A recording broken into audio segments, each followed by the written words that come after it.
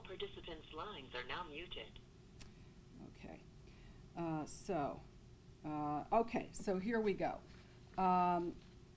We're calling on the city controller and the mayor of Los Angeles, Mayor Eric Garcetti and Ron Galperin, the controller, to halt, suspend, and investigate the process of looking for a new ratepayer advocate for the Los Angeles Department of Water and Power. And we're doing it because it looks like on its face, the way this process is being handled, it's meant to reappoint the existing ratepayer advocate, the existing failed ratepayer advocate, Fred Pickel, as the DWP ratepayer advocate again for another 5-year contract. And it's come to our attention that this entire process is tainted. We see in the selection process that certain candidates have been excluded from being interviewed that in any other normal process would have been, because they would really give that position a run for the money. So first, let's just talk for a moment about Fred Pickel. He was appointed in 2012, and for a 5-year term, and he was the city's first ratepayer advocate. This was done by popular vote. The voters in Los Angeles actually voted for this charter amendment, and this position was created because it was felt that the DWP had a terrible reputation with ratepayers, and trust was broken over rate hikes and other improprieties.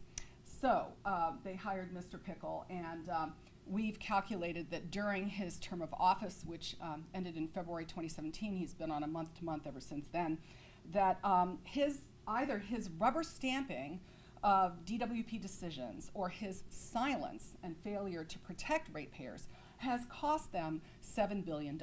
And I'm not going to go through every single detail. You can ask questions at the end, but all of those $7 billion include things like billion-dollar rate hikes when there was a cash reserve of $1.6 billion that could have been used to offset some of that. His silence on the refurbishment of what will total $2.5 billion worth of natural gas plant refurbishments, when it has been shown by various consultants that you can go green for less money than refurbishing all those power plants. He's never even addressed that. He endorsed a very large new union contract of $280 million when IBEW workers are already some of the best paid in the nation. And he never raised his voice against a transfer of about $1 billion since 2012. It's called a surplus rate transfer. It's on people's bills.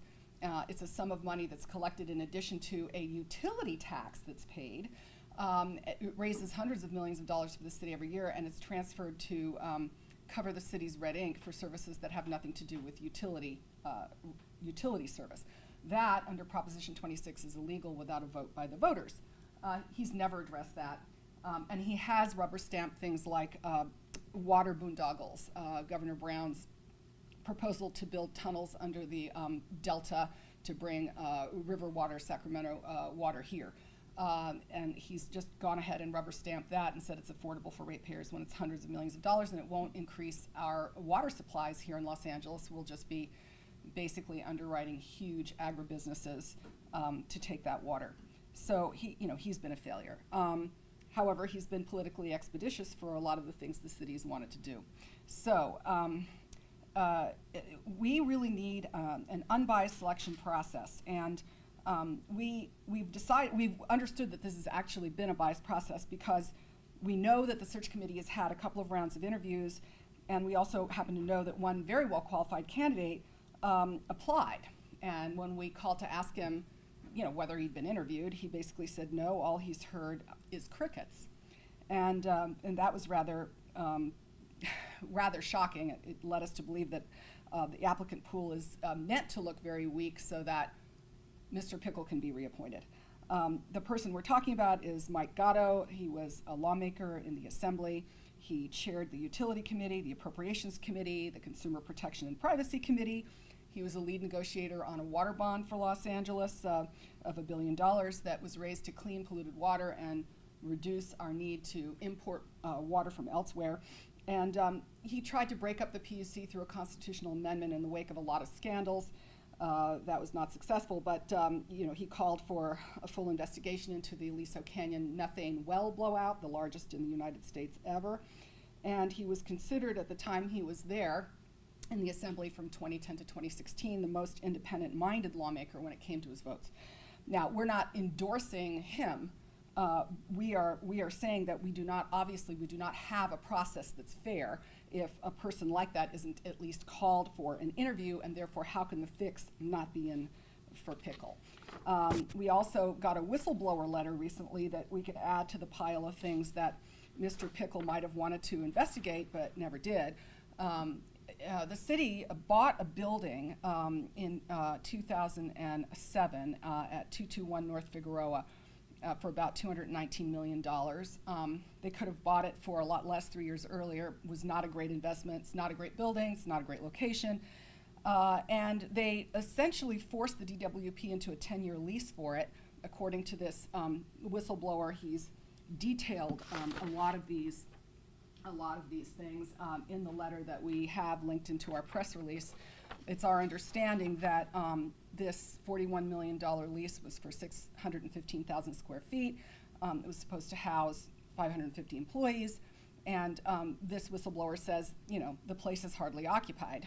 And so we went ahead and decided to take a look and see if indeed, what he had to say was, what he or she had to say was true. So we took a visit, and we noticed in the lobby that the directory for the building is blank, which we thought was quite interesting. 4 floors were leased.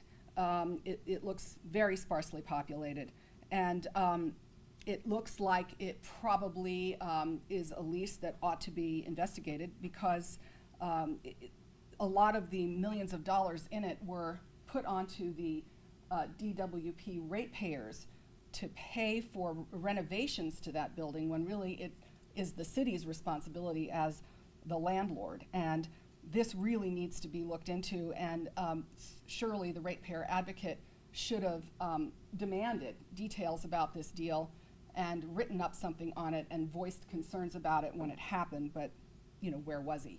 So it's just one more reason why we clearly need to replace him with a strong ratepayer advocate that is going to truly advocate for the ratepayers of the city. If you have any questions, I'm going to unmute, and I can certainly answer whatever questions that you might have. So you should be unmuted now, and if there's anybody here or on the line that wants to ask a question, I'm happy to answer. Garcetti insists this is an independent search process, that he and the city essentially have their hands out of it. Right. Well, I don't understand why then qualified people that clearly were among the 28 or 30 applicants were not interviewed if this is an independent selection process. It looks to us like you want to get a list that looks weak so that you can then make the argument that you need to reappoint the person that's politically expeditious. Anybody have a question on the line? Hello? Nobody there?